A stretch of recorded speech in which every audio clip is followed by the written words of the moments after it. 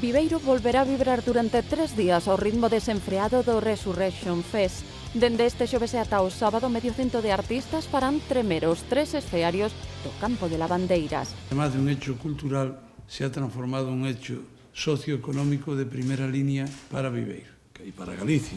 Malia os prexuicios sobre a música dura, o festival é un exemplo de respecto. A xuventude está moi concienciada co medio ambiente, a xuventude está moi concienciada cos recursos urbanos, materiais existentes no concello.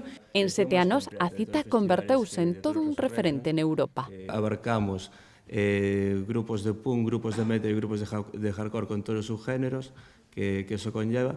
Y bueno, yo creo que el resultado de cartel pues, que es el más completo de todos. A Viveiro chegarán seguidores de toda España e Portugal. As entradas aínda poden adquirirse en establecementos comerciais e na páxina web do festival.